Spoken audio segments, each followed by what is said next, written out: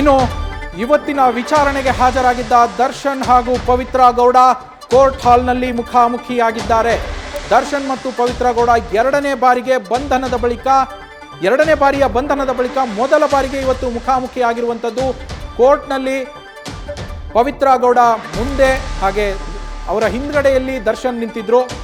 ಇಬ್ಬರು ನ್ಯಾಯಾಲಯಕ್ಕೆ ಹಾಜರಾದಂತಹ ಸಂದರ್ಭದಲ್ಲಿ ಮುಖಾಮುಖಿಯಾಗಿದ್ದಾರೆ. ಮುಂದ್ಗಡೆಯಲ್ಲಿ ಪವಿತ್ರ ಗೌಡ, ಹಿಂದ್ಗಡೆಯಲ್ಲಿ ದರ್ಶನ್ ಅವರು ನಿಂತಿರ್ತಾರೆ. ಈ ವೇಳೆ ಮುಂದೆ ಬಾ ಅಂತ ದರ್ಶನ್ರನ್ನ ಪವಿತ್ರ ಗೌಡ ಕರೆದಿದ್ದಾರೆ. ಪವಿತ್ರ ಗೌಡ ಅವರ ಹಿಂದ್ಗಡೆಗೆ ದರ್ಶನ್ ನಿಂತಿದ್ರು. ಆ ಸಂದರ್ಭದಲ್ಲಿ ಮುಂದ್ಗಡೆ ಬನ್ನಿ ಅಂತೇಳಿ ಪವಿತ್ರ ಗೌಡ ದರ್ಶನ್ ಅವರನ್ನ ಕರೆದಿದ್ದಾರೆ. ಆಗ ದರ್ಶನ್ ಅವರು ಆಯ್ತು ಬರ್ತೀನಿ ಅಂತೇಳಿ ಹಿಂದೆ ನಿಂತಂತವರು ಮುಂದ್ಗಡೆ ಹೋಗಿ ನಿಂತ್ಕೊಂಡಿದ್ದಾರೆ. ಜೈಲಿನಿಂದ ಬರುವಾಗ ಇಬ್ಬರನ್ನು ಪ್ರತ್ಯೇಕ ವಾಹನದಲ್ಲೇ ಕರ್ಕೊಂಡ್ಬರಲಾಗಿತ್ತು. ವಿಚಾರಣೆಗೆ ಹಾಜರಾದಂತಹ ವೇಳೆಯೇ ಇಬ್ಬರ ನಡುವೆ ಮಾತುಕತೆ ನಡೆದಿರುವಂಥದ್ದು. ಎರಡನೇ ಬಾರಿ ಬಂಧನವಾದ ಬಳಿಕ ಇದೇ ಮೊದಲ ಬಾರಿಗೆ ಅವರು ಮುಖಾಮುಖಿಯಾಗಿರುವಂಥದ್ದು. ಆ ಸಂದರ್ಭದಲ್ಲಿ ಕೋರ್ಟ್ ಹಾಲ್ಗೆ ಪ್ರವೇಶ ಮಾಡಿದ ನಂತರ ಕೋರ್ಟ್ ಹಾಲ್ನಲ್ಲಿ ಅವರನ್ನು ಹಾಜರುಪಡಿಸುವಾಗ ಮುಂದ್ಗಡೆಗೆ ಪವಿತ್ರ ಗೌಡ ನಿಂತಿರ್ತಾರೆ, ಅವರ ಹಿಂದ್ಗಡೆಯಲ್ಲಿ ದರ್ಶನ್ ಇರ್ತಾರೆ. ಆ ಸಂದರ್ಭದಲ್ಲಿ ದರ್ಶನ್ರನ್ನ ನೋಡಿ ಮುಂದ್ಗಡೆ ಬನ್ನಿ ಅಂತ ಪವಿತ್ರ ಗೌಡ ಅವರು ಕರೆದಿದ್ದಾರೆ. ಆಯ್ತು ಬರ್ತೀನಿ ಅಂತ ದರ್ಶನ್ ಅವರು ಕೂಡ ಮುಂದ್ಗಡೆ ಹೋಗಿ ನಿಂತಿರುವಂಥದ್ದು.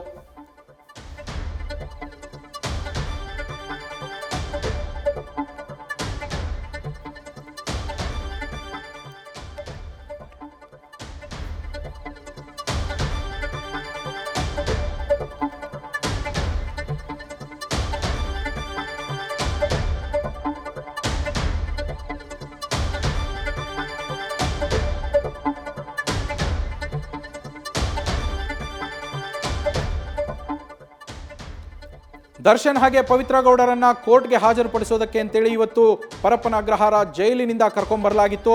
ಈ ಸಂದರ್ಭದಲ್ಲಿ ಕರ್ಕೊಂಡ್ಬರುವಾಗ ಇಬ್ಬರನ್ನು ಪ್ರತ್ಯೇಕ ವಾಹನಗಳಲ್ಲಿ ಕರ್ಕೊಂಡ್ಬಂದಿದ್ದಾರೆ. ದೃಶ್ಯಗಳಲ್ಲೂ ಗಮನಿಸ್ತಾ ಇದ್ದೀರಾ. ದರ್ಶನ್ ಅವರು ಹಣೆಗೆ ಕುಂಕುಮವನ್ನ ಇಟ್ಟುಕೊಂಡು ದೇವರೇ ಕಾಪಾಡಪ್ಪ ಅಂತ ದೇವರ ಮೊರೆ ಹೋಗಿದ್ರು ಅನ್ಸತ್ತೆ. ದೇವರೇ ನನ್ನನ್ನು ಕಾಪಾಡಪ್ಪ, ಇದರಿಂದ ಈ ಕಷ್ಟದಿಂದ ಪಾರ್ ಮಾಡು ಅಂತೇಳಿ ಹಾಗೆ ಅವರನ್ನು ಕೋರ್ಟ್ಗೆ ಕರ್ಕೊಂಡ್ಬರಲಾಗತ್ತೆ. ಚಾರ್ಜಸ್ ಫ್ರೇಮ್ ಏನಿತ್ತು ಇವತ್ತು ಚಾರ್ಜಸ್ ಫ್ರೇಮ್ ಮಾಡೋ ಕಲಾಪ, ಆ ಕೋರ್ಟ್ ಕಲಾಪಕ್ಕೆ ಹಾಜರುಪಡಿಸಲಾಗತ್ತೆ ಇಬ್ಬರನ್ನು, ದರ್ಶನ್ ಹಾಗೆ ಪವಿತ್ರ ಗೌಡರನ್ನ. ಎಲ್ಲ ಆರೋಪಿಗಳು ಹಾಜರಾಗಿದ್ರು. ಇವರಿಬ್ಬರನ್ನ ಪ್ರತ್ಯೇಕ ವಾಹನಗಳಲ್ಲಿ ಕರ್ಕೊಂಡ್ಬಂದಿರ್ತಾರೆ. ಆ ನಂತರ ಪವಿತ್ರ ಗೌಡ ಅವರು ಮುಂದೆ ಮತ್ತೆ ದರ್ಶನ್ ಅವರು ಕೋರ್ಟ್ನಲ್ಲಿ ಹಿಂದ್ಗಡೆ ನಿಂತಿರ್ತಾರೆ. ಈ ಸಂದರ್ಭದಲ್ಲಿ ದರ್ಶನ್ರನ್ನ ನೋಡ್ಬಿಟ್ಟು ಮುಂದ್ಗಡೆ ಬನ್ನಿ ಅಂತ ಪವಿತ್ರ ಕರೆದಿದ್ದಾರೆ. ಆಯ್ತು ಬರ್ತೀನಿ ಅಂತೇಳಿ ದರ್ಶನ್ ಅವರು ಕೂಡ ಮುಂದ್ಗಡೆ ಹೋಗಿ ನಿಂತ್ಕೊಂಡಿರುವಂಥದ್ದು. ಈ ಬಗ್ಗೆ ಇನ್ನು ಕೋರ್ಟ್ನಲ್ಲಿ ಏನೇನಾಯಿತು ಇಲ್ಲಿ ಇದೆಲ್ಲದರ ಬಗ್ಗೆ ಡೀಟೇಲ್ಸ್ ನೀಡ್ತಾರೆ ನಮ್ಮ ಪ್ರತಿನಿಧಿ ಸಂದೇಶ್. ತುಂಬ ಇಂಟ್ರೆಸ್ಟಿಂಗ್ ಆಗಿ ತುಂಬ ಜನ ಕಾಯ್ತಾ ಇದ್ದಂತಹ ಒಂದು ಕೇಸ್ ಇದು. ಚಾರ್ಜಸ್ ಫ್ರೇಮ್ ಮಾಡ್ತಾರೆ, ಯಾವೆಲ್ಲ ಚಾರ್ಜಸ್ ಬರುತ್ತೆ ಅಂತೇಳಿ. ಈಗಾಗಲೇ ಜಡ್ಜ್ ಕೂಡ ಚಾರ್ಜಸ್ ಅನ್ನ ಫ್ರೇಮ್ ಮಾಡಿರುವಂಥದ್ದು, ಓದಿ ಹೇಳಿರುವಂಥದ್ದು, ಆರೋಪಿಗಳಿಗೂ ಕೇಳಿದ್ದಾರೆ.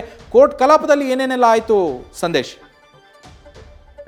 ನವೀನ್, ಇವತ್ತು ಚಾರ್ಜಸ್ ಫ್ರೇಮ್ ಇದ್ದಂತ ಹಿನ್ನೆಲೆಯಲ್ಲಿ ಇವತ್ತು ಮಧ್ಯಾಹ್ನ 2:45 ಸರಿಯಾಗಿ 64ನೇ CCH ನ್ಯಾಯಾಲಯಕ್ಕೆ ಅಷ್ಟು ಜನ ಆರೋಪಿಗಳು ಅಂದ್ರೆ 17 ಜನ ಆರೋಪಿಗಳು ಕೂಡ ಕೋರ್ಟ್ಗೆ ಹಾಜರಾಗ್ತಾರೆ. ಹಾಜರಾದಂತ ಸಂದರ್ಭದಲ್ಲಿ ಮೊದಲಿಗೆ ಕಂಪ್ಲೀಟ್ ಆಗಿ ಕೋರ್ಟ್ ಕಿಕ್ಕಿರಿದು ವಕೀಲರು ಕೂಡ ಸೇರಿರ್ತಾರೆ. ಜೊತೆಗೆ ದರ್ಶನ್ ಅವರ ಅಭಿಮಾನಿಗಳು ಕೂಡ ಸಾಕಷ್ಟು ಸಂಖ್ಯೆಯಲ್ಲಿ ಸೇರಿರ್ತಾರೆ. ಇದರಿಂದ ಜಡ್ಜ್ ಕೂಡ ಆರೋಪಿಗಳು ಬರೋದಕ್ಕೆ ನೀವು ಜಾಗ ಮಾಡ್ಕೊಡದೆ ಹೋದ್ರೆ ನಾವು ಚಾರ್ಜಸ್ ಫ್ರೇಮ್ ಹೇಗ್ ಮಾಡ್ಬೇಕು ಅಂತೇಳಿ ಎಲ್ಲರನ್ನೂ ಕೂಡ ಹೊರಗೆ ಕಳಿಸುವಂತ ಕೆಲಸವನ್ನ ಮಾಡ್ತಾರೆ. ಅದಾದ ನಂತರ 17 ಮಂದಿ ಆರೋಪಿಗಳು ಕೂಡ ನ್ಯಾಯಾಧೀಶರ ಮುಂದೆ 64ನೇ CCH ನ್ಯಾಯಾಧೀಶರಾದಂತ IP ನಾಯಕ್ ಅವರ ಮುಂದೆ 17 ಆರೋಪಿಗಳು ಕೂಡ ಹಾಜರಾಗ್ತಾರೆ. ಅದಾದ ನಂತರ ಚಾರ್ಜಸ್ ಅನ್ನ ಫ್ರೇಮ್ ಮಾಡ್ತಾರೆ. ಅಂದ್ರೆ ಮೊದಲಿಗೆ ರೇಣುಕಾಸ್ವಾಮಿ ಪವಿತ್ರ ಗೌಡಗೆ ಮೆಸೇಜ್ ಮಾಡಿದ್ರಿಂದ ಹಿಡಿದು ಅದಾದ ನಂತರ ಕಿಡ್ನಾಪ್ಗೆ ಪ್ಲಾನ್ ಮಾಡಿದಂಥದ್ದಾಗಿರ್ಬೋದು ಅಥವಾ ಕಿಡ್ನಾಪ್ ಮಾಡಿರುವಂತದ್ದಾಗಿರ್ಬೋದು, ಜೊತೆಗೆ ದರ್ಶನ್ ಅವ್ರಿಗೆ ಅಂದ್ರೆ ದರ್ಶನ್ ಅವ್ರಿಗೆ ಯಾವಾಗ ಮಾಹಿತಿ ಸಿಕ್ತು, ಜೊತೆಗೆ ಯಾರು ಹೇಳಿದ್ರು, ಜೊತೆಗೆ ಅದಾದ ನಂತರ ಕಿಡ್ನಾಪ್ ಮಾಡಿ ಶೆಡ್ಡಿಗೆ ಕರೆದುಕೊಂಡು ಬಂದ ನಂತರ ಶೆಡ್ನಲ್ಲೂ ಕೂಡ ಯಾವ ರೀತಿ ಹಲ್ಲೆ ಮಾಡಿದ್ರು, ಜೊತೆಗೆ ಹಲ್ಲೆಯ ನಂತರ ಆತ ಮೃತಪಟ್ಟಿರುವಂತದ್ದಾಗಿರ್ಬೋದು, ಜೊತೆಗೆ ದರ್ಶನ್ ಅವರು ನನ್ನ ಹೆಂಡತಿಗೆ ಯಾಕೆ ಮೆಸೇಜ್ ಮಾಡ್ತೀಯಾ ಅಂತ ಹಲ್ಲೆ ಮಾಡಿರುವಂತದ್ದಾಗಿರ್ಬೋದು, ಅಥವಾ ಪವಿತ್ರ ಗೌಡ ಹಲ್ಲೆ ಮಾಡಿರುವಂತದ್ದಾಗಿರ್ಬೋದು, ಜೊತೆಗೆ ಅದಾದ ನಂತರ ಆರೋಪಿಗಳು ರೇಣುಕಾಸ್ವಾಮಿ ಸಾವನ್ನಪ್ಪಿದ ನಂತರ ಯಾವ ರೀತಿ ಆ ಒಂದು ಬಾಡಿಯನ್ನ ಡಿಸ್ಪೋಸಲ್ ಮಾಡೋದಕ್ಕೆ ಪ್ರಯತ್ನ ಪಟ್ಟರು, ಜೊತೆಗೆ ಸಾಕ್ಷ್ಯ ನಾಶವನ್ನ ಮಾಡೋದಕ್ಕೆ ಪ್ರಯತ್ನ ಪಟ್ಟರು, ಜೊತೆಗೆ ಪವಿತ್ರ ಗೌಡ ಅವರು ಅವರ ಸ್ನೇಹಿತೆ ಮುಖಾಂತರವಾಗಿ ಪೋಸ್ಟ್ ಮಾರ್ಟಮ್ ರಿಪೋರ್ಟ್ ಅನ್ನ ಯಾವ ರೀತಿ ತಿರ್ಸೋದಕ್ಕೆ ಪ್ರಯತ್ನ ಪಟ್ಟರು, ಈ ಎಲ್ಲಾ ಮಾಹಿತಿಯನ್ನ ಅಂದ್ರೆ ಓವರ್ ಆಲ್ ಆಗಿ ರೇಣುಕಾಸ್ವಾಮಿ ಮೆಸೇಜ್ ಮಾಡಿದ್ರಿಂದ ಹಿಡಿದು ಆತನನ್ನ ಕೊಲೆ ಮಾಡಿ ಬಿಸಾಡಿ ಸಾಕ್ಷಿನಾಶವನ್ನ ಏನ್ ಮಾಡಿದ್ರು ಅಲ್ಲಿವರೆಗೂ ಏನಾಯ್ತು ಇನ್ಸಿಡೆಂಟ್ ಎಲ್ಲವನ್ನೂ ಕೂಡ ಹೇಳ್ತಾ ಅಲ್ಲಿ ಬರುವಂತಹ ಕ್ಯಾರೆಕ್ಟರ್ಗಳನ್ನ ಅಂದ್ರೆ ಅಲ್ಲಿ ಬರುವಂತಹ ಆರೋಪಿಗಳ ಪಾತ್ರದ ಕುರಿತಂತೆ ಆರೋಪಿಗಳಿಗೆ ಮನವರಿಕೆ ಮಾಡುವಂತ ಕೆಲಸವನ್ನ, ಜೊತೆಗೆ ಈ ಎಲ್ಲಾ ವಿಚಾರದಲ್ಲಿ ನೀವು ಭಾಗಿಯಾಗಿರೋದ್ರಿಂದ ನಿಮ್ಮ ವಿರುದ್ಧ ಈ ಸೆಕ್ಷನ್ ಅಡಿಯಲ್ಲಿ ಕೇಸ್ ದಾಖಲಾಗಿದೆ, ಇದಕ್ಕೆ ನೀವ್ ಏನ್ ಹೇಳ್ತೀರಾ ಅನ್ನೋ ಒಂದು ಮಾತನ್ನ ಕೇಳ್ತಾರೆ. ಅಂದ್ರೆ ಇಂಡಿವಿಜುವಲ್ ಆಗಿ ದೋಷಾರೋಪವನ್ನ ಅಥವಾ ಚಾರ್ಜ್ ಫ್ರೇಮ್ ಅನ್ನ ಮಾಡದೆ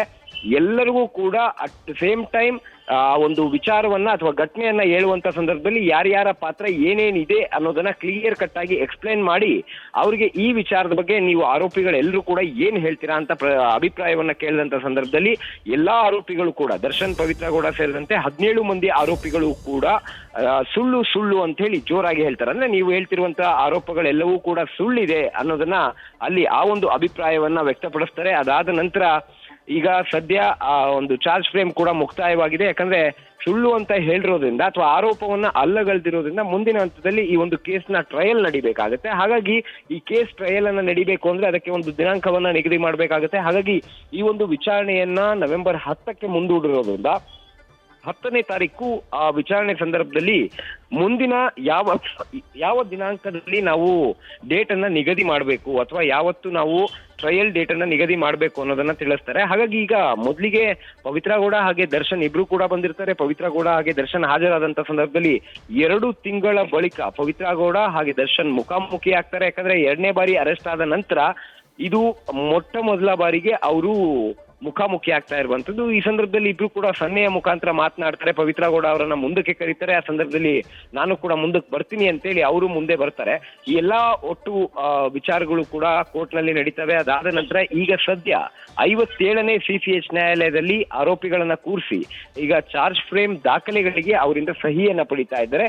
ಆ ಸಹಿ ಪಡೆದ ನಂತರ ಅವರು ಕೋರ್ಟ್ ನಿಂದ ಜೈಲಿಗತ್ತ ತೆರಳ್ತಾರೆ. ಆದ್ರೆ ಈಗ ಸದ್ಯ ಒಳಗಡೆ ಇರೋದ್ರಿಂದ ಪವಿತ್ರ ಗೌಡ ಅವರ ತಾಯಿ ಹಾಗೆ ಅವರ ಮಗಳು ಇಬ್ರು ಕೂಡ ಅವರನ್ನು ನೋಡೋದಕ್ಕೆ ಈಗ ಕೋರ್ಟ್ ಹಾಲ್ನ ಸಮೀಪ ಕೂಡ ಬಂದಿದ್ದಾರೆ. ಜೊತೆಗೆ ಈಗ ಮುಂದಿನ ಹಂತದಲ್ಲಿ ಅಂದ್ರೆ ಈಗ ಚಾರ್ಜ್ ಫ್ರೇಮ್ ಮುಕ್ತಾಯ ಆಗಿರೋದ್ರಿಂದ ಟ್ರಯಲ್ ಕೂಡ ನಡೆಯುತ್ತೆ. ಟ್ರಯಲ್ ಡೇಟ್ ನಿಗದಿ ಮಾಡಿದ ನಂತರ 3 days ಅಥವಾ 4 days ಒನ್ಸ್ ಟ್ರಯಲ್ ಅನ್ನ ಮಾಡ್ತಾ ಹೋಗ್ತಾರೆ. ಬ್ಯಾಕ್ ಟು ಬ್ಯಾಕ್ ಟ್ರಯಲ್ ಮಾಡುವಂತ ಸಂದರ್ಭದಲ್ಲಿ ಮೊದಲಿಗೆ SPP ಅಂದ್ರೆ ಪ್ರಾಸಿಕ್ಯೂಷನ್ ಅವರು ಯಾವೆಲ್ಲ ಡಾಕ್ಯುಮೆಂಟ್ ಗಳನ್ನ ಮಾರ್ಕ್ ಮಾಡಿ ಅಥವಾ ಯಾವ ಸಾಕ್ಷ್ಯಗಳನ್ನ ನಾವು ಕೋರ್ಟಿಗೆ ಕರೆಸ್ತೀವಿ, ಈಗಾಗಲೇ 270ಕ್ಕೂ ಹೆಚ್ಚಿನ ಸಾಕ್ಷ್ಯಗಳಿರೋದ್ರಿಂದ ಟ್ರಯಲ್ ಸಂದರ್ಭದಲ್ಲಿ ಯಾವೆಲ್ಲ ಸಾಕ್ಷಿಗಳನ್ನ ನಾವು ಕರೆಸ್ತೀವಿ. ಯಾಕಂದ್ರೆ ಐ ವಿಟ್ನೆಸ್ 3 ಜನ ಇದ್ದಾರೆ. ಹಾಗಾಗಿ ಆ ಐ ವಿಟ್ನೆಸ್ ಸೇರಿದಂತೆ ಎಷ್ಟು ಸಾಕ್ಷ್ಯದಾರರನ್ನ ನೀವು ಕರೆಸ್ತೀರಾ, ಜೊತೆಗೆ ಎವಿಡೆನ್ಸ್ ಗಳು ಏನೆಲ್ಲ ಇದಾವೆ, ಜೊತೆಗೆ FSL ರಿಪೋರ್ಟ್ ಆಗಿರ್ಬೋದು, ಇದಕ್ಕೆ ಸಂಬಂಧಪಟ್ಟಂತ ವಾದ ಪ್ರತಿವಾದಗಳು ಕೂಡ ಆಗ್ತಾ ಹೋಗ್ತವೆ. ವಾದ ಮಾಡುವಂತ ಸಂದರ್ಭದಲ್ಲಿ ಪ್ರಾಸಿಕ್ಯೂಷನ್ ಪರ ವಕೀಲರು ಅವರ ಪರವಾಗಿ ವಾದ ಮಾಡಿದ್ರೆ ಅಂದ್ರೆ ಕೊಲೆ ಆಗಿರೋದು ಅಥವಾ ಚಾರ್ಜ್ ಶೀಟ್ ನಲ್ಲಿ ಇರುವಂತಹ ಅಂಶಗಳಿಗೆ ಸಂಬಂಧಪಟ್ಟಂತೆ ವಾದ ಮಾಡಿದ್ರೆ, ಮತ್ತೊಂದ್ ಕಡೆ ದರ್ಶನ್ ಪರ ವಕೀಲರಾಗಿರ್ಬೋದು ಅಥವಾ ಪವಿತ್ರ ಗೌಡ ಪರ ವಕೀಲರಾಗಿರ್ಬೋದು ಅವರು ಪ್ರತಿವಾದವನ್ನ ದರ್ಶನ್ ಪರವಾಗಿ ಅಥವಾ ಪವಿತ್ರ ಗೌಡ ಅವರ ಪರವಾಗಿ ಪ್ರತಿವಾದವನ್ನ ಮಾಡ್ತಾರೆ. ಹಾಗಾಗಿ ಈಗ ಸದ್ಯ ಚಾರ್ಜ್ ಫ್ರೇಮ್ ಮುಕ್ತಾಯ ಆಗಿರೋದ್ರಿಂದ ಮುಂದಿನ ದಿನಾಂಕ ಅಂದ್ರೆ ನವೆಂಬರ್ 10ನೇ ತಾರೀಕು ಟ್ರಯಲ್ ಡೇಟ್ ಅನ್ನ ಫಿಕ್ಸ್ ಮಾಡ್ತಾರೆ. ಟ್ರಯಲ್ ಡೇಟ್ ಫಿಕ್ಸ್ ಮಾಡಿದ ನಂತರ ಬ್ಯಾಕ್ ಟು ಬ್ಯಾಕ್ ಟ್ರಯಲ್ ದಿನಾಂಕಗಳು ಕೂಡ ಬರ್ತಾ ಹೋಗ್ತವೆ.